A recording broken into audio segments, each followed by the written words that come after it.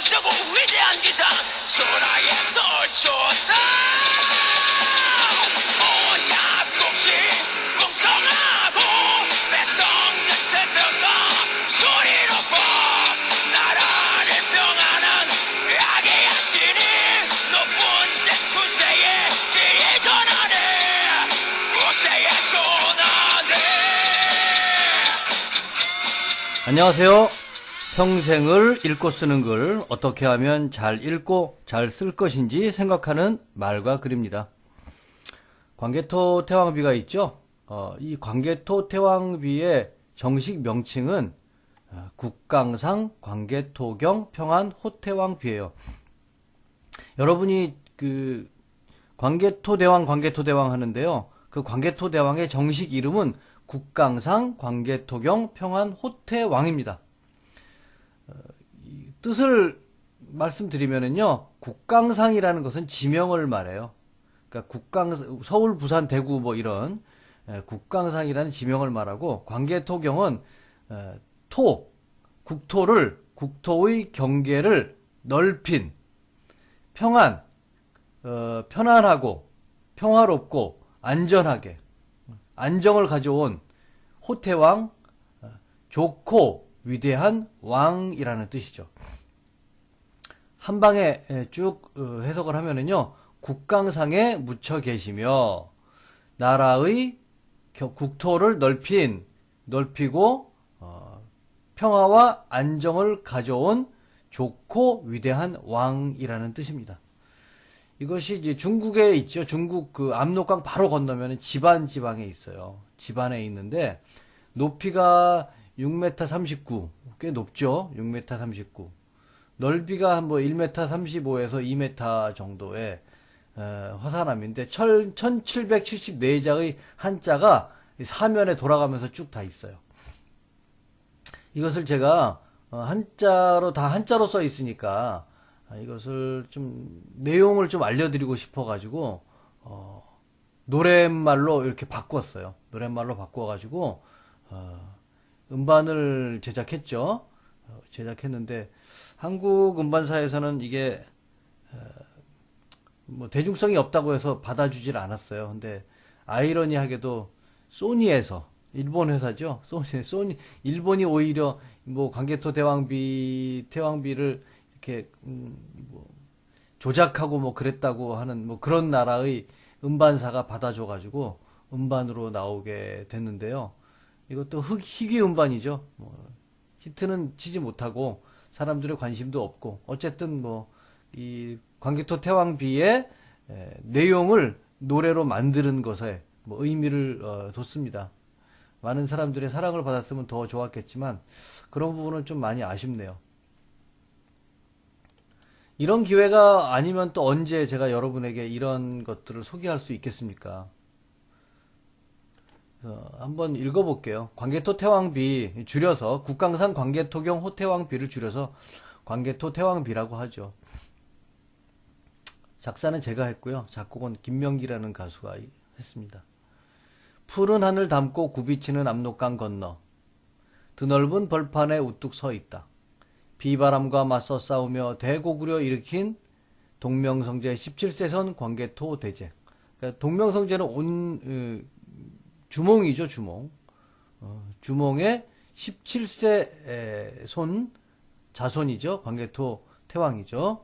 은혜로운 능력 하늘에서 받으시어 나쁜 물이 쓸어 없애고 위대한 기상 천하에 떨쳤다.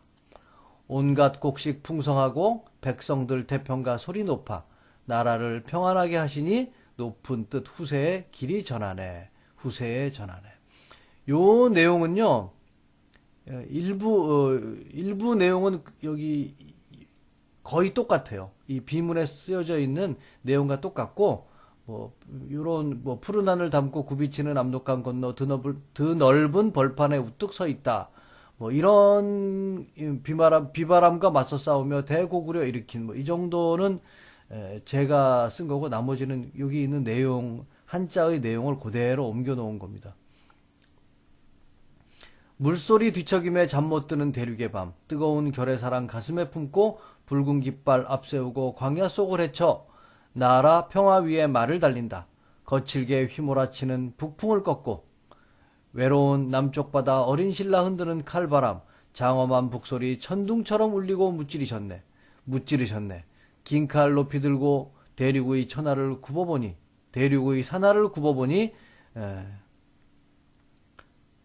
천하 머리 조아리니 그 이름 민족의 별이 되어 영원히 빛나네. 거의 제가 좀 각색을 했을 뿐이죠. 거의 내용이 여기 광개토 태왕비에 담겨 있는 내용입니다. 이런 내용이 쓰여져 있다는 거죠.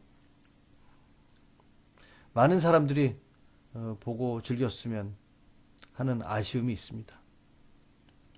제가 광개토 태왕비 이야기를 하는 거는요, 주몽신화에 관한 말씀을 드리고 싶어서 하는 거고요. 주몽신화 이야기를 왜 하냐 하면은 주제와 관련된 이야기를 하고 싶어서 하는 거죠. 이 주몽신화는 위에 있는 그 앞에서 본 광개토 태왕비의 그 주몽신화의 내용이 쓰여져 있어요. 읽어볼게요. 주몽신화를 읽되 이 글의 주제가 무엇인지를 생각하면서 읽어보시면 좋겠습니다. 고구려는 처음 졸본부여라 했다. 졸본주는 요동의 경계에 있는데 국사 고려본기에는 다음과 같이 쓰여 있다. 졸본은 압록강 바로 건너편에 있는 거죠. 고구려의 시조 동명성제의 성은 고씨고 이름은 주몽이다. 이에 앞서 북부여의 왕 해부르가 동부여로 피해가 살았다. 해부르가 죽자 금우아가 자리를 이어받았다. 금우아는 그때 한 여자를 백두산 남쪽 우발수에서 만났는데 그녀가 이렇게 말했다. 북부여의 왕이 해부르가 있었는데요. 이 해부르의 아들의 금화인데 금화가 백두산 우발수에서 어떤 여자를 만났대요. 그 여자가 이제 이렇게 이야기를 하네요. 저는 노란색 표시한 부분만 잘 좀 보세요. 저는 무르이신 하백의 딸 유하입니다. 동생들과 놀러 나왔을 때 한 남자가 나타났습니다. 자신이 천재의 아들 해모수라고 하면서 웅신산 아래 압록강가에 있는 집으로 유혹하여 결혼을 하고는 저를 버리고 떠나가서 돌아오지 않습니다. 부모님은 제가 허락도 없이 혼인한 것을 꾸짖어 이곳으로 귀양을 보냈습니다. 결국 이 1번의 내용은 뭐냐 하면은요. 천재, 하늘의 아들 해모수와 무르이신 하백의 딸 유하하고 해모수가 결혼을 했다는 이야기죠. 금우아가 이상하게 여겨 유하를 방 안에 남몰래 가두었더니 햇빛이 비추었다. 그녀가 피하자 햇빛이 따라와 또 비추었다. 이 햇빛이 비추었다는 거는요. 하늘의 은혜. 해모수가 천재의 아들이잖아요. 천재의 아들이니까 하늘이 유하를 돌본다는 그런 내용이죠. 이로 인해 임신하여 크기가 5대쯤 되는 알을 하나 낳았다. 왕이 알을 개와 돼지에게 던져주었지만 모두 먹지 않았다. 이거 정상적인 게 아니죠. 우리 인간은 포유류인데 포유류가 알을 낳았다? 이거는 말이 안 되죠. 말이 안 된다는 건 좀 특별하다는 이야기죠.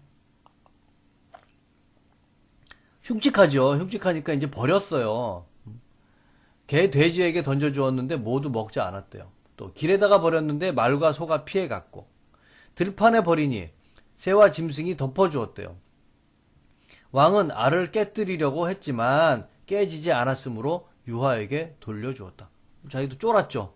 이거 막 버리려고 그러고 도끼로 찍어서 버리려고 그러니까 깨트려지지도 않고 그러니까 왕이 쫄을 수밖에 없죠. 유하가 천으로 알을 부드럽게 감싸 따뜻한 곳에 두었다. 아이가 껍질을 깨고 나왔는데 뼈대와 겉모습이 남달리 뛰어나고 기이했다. 결국엔 주몽이 태어났네요.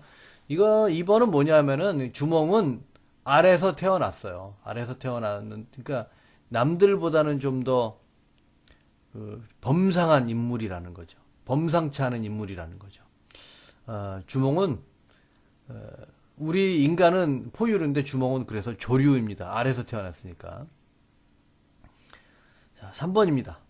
7살이 되자 용모와 제주와 지혜가 보통 사람과 달랐다. 스스로 활과 화살을 만들어 100번 쏘아 100번 다 맞추었다. 일단 뭐 용모와 제주와 지혜가 보통 사람과 달랐다는 건 일단 뭐 잘생겼다는 얘기죠. 키도 크고 1m 85 정도 될까요? 제주와 지혜가 남달랐다고 하니까 이렇게 활과 화살을 스스로 만들 줄 알았대요. 7살짜리가. 이거 활과 화살은 장인이 만들어야 되지 보통 사람이 못 만드는 겁니다. 물소뿔을 잘라가지고 어떻게 한다고 하는데, 그리고 활도 엄청 잘 쐈어요. 100번 쏴가지고 100번 다 맞췄대요. 백발백중이죠. 어떻게 100번을 쏴서 어떻게 100번을 다 맞춥니까? 이건 그렇대요. 하여튼 뻥이 엄청 심합니다. 동부여의 풍속에 활 잘 쏘는 사람을 주몽이라 하였다. 금화 왕을 비롯한 사람들이 그 아이를 그래서 주몽이라고 불렀대요. 다시 말하면 주몽은 활을 잘 쏘는 사람이라는 뜻입니다. 금화 왕에게는 아들이 7 있었다. 왕자들은 주몽과 함께 놀았는데 모두 제주가 주몽을 따르지 못했다. 찌질한 거죠. 아들이 7이나 있었는데 주몽 하나를 당해내지 못해? 찌질한 녀석들. 그러니까 얘네들이 주몽에게 왕위를 빼앗길까? 두려울 수도 있겠죠. 그러니까 맏아들 대소가 금화왕에게 말했어요. 주몽은 사람에게서 태어난 것이 아닙니다. 사람에게서 태어났지, 다만 알에서 나왔을 뿐이지. 뭘 또 이렇게 거짓말을 살살하냐. 일찍이 없애지 않으면 뒷날 근심과 걱정이 있을까 두렵습니다. 지가 왕 되지 못할까봐. 이제 주몽 없애자고 하는 거죠. 금화왕은 대소의 말을 듣지 않고 주몽에게 말을 기르도록 했어요. 주몽은 제일 좋은 말을 가려 일부러 먹이를 조금씩 주어 마르게 했다. 대신 둔한 말을 잘 먹여 살찌게 했다. 왕은 살찐 말을 타고 주몽에게 마른 말을 주었다. 주몽이 이럴 줄 아는 거죠. 왕이 욕심이 많다는 거 알고, 그리고 왕이니까 좋은 말 타겠죠. 이걸 알고, 주몽은 좋은 말을 이렇게 삐쩍 마르게 만들고, 나쁜 말은 살쪄가지고 좋게 보이게 했죠. 그러니까 왕은 이것도 모르고 자기가 살찐 말을 타고 주몽에게는 마른 말을 탄 거예요. 마른 말을 줬죠. 이거는 뭘 얘기하냐면 지혜가 남달랐다 그랬잖아요. 지혜가. 주몽은 좋은 말을 볼 줄 아는 눈이 있는 반면에 금화왕은 좋은 말을 보는 눈이 없다는 거죠. 이거는 이 시대에 대단히 중요한 능력이죠. 왕의 아들들과 여러 신하들이 함께 주몽을 해치려 하자 그 사실을 알게 된 주몽의 어머니가 아들에게 말했다. 유아부인이죠. 유아부인 아들에게 말했어요. 야, 너 도망가라. 나라 사람이 곧 너를 해치려고 하는데 너의 능력이라면 어디 간들 살지 못하겠느냐. 빨리 떠나거라. 주몽은 오이, 마리, 협부 등 3사람의 부하를 데리고 말을 달렸다. 일행이 엄수에 이르니 그들 앞에 시퍼런 큰 강이 가로막고 있었다. 엄수 또는 엄리대수라는 그 강이 있었어요. 막 도망가고 있는데 대소가 그 군사들이 이끌고 쫓아오죠. 이럴 때 이제 앞에는 강물이 가로막고 있고 뒤에는 대소의 군사들이 쫓아오고 있고 큰일 났어요. 이제는 물에 빠져 죽거나 대소에게 붙잡혀 죽는 수밖에 없죠. 이러자 주몽이 강물을 바라보면서 소리쳤어요. 나는 천재의 손자요, 하백의 외손자다. 그러니까 하늘과 물의 자손이라는 거죠. 오늘 몸을 피해 가는데 뒤쫓는 군사들이 가까이 오고 있으니 어떻게 하면 좋은가? 이거는 위협하는 거예요. 위협. 야, 나 이런 사람이야. 그러니까 어떡해요? 물고기들이 할 수 없이 올라와야죠. 물고기와 자라가 떠올라 다리를 만들어 주어 건너가게 했다. 그러고는 다리를 풀고 물속으로 모습을 감추었다. 뒤쫓던 기병은 건너지 못했다. 자, 주몽과 6번입니다. 주몽과 부하들은 졸본주에 이르러 도읍을 정하여 임금이 되었다. 미처 궁궐을 짓지 못하고 비류수가에 초가집을 지어 살면서 국호를 고구려라 했다. 이때부터 고씨를 성씨로 삼았는데 그때 주몽의 나이 12살이었다. 초등학교 5학년 때 왕이 됐어요. 대단하죠? 이 글이 삼국유사에 실려 있습니다. 또 아까 본 광개토 태왕비 거기에도 쓰여져 있어요. 자, 그림이 있네요.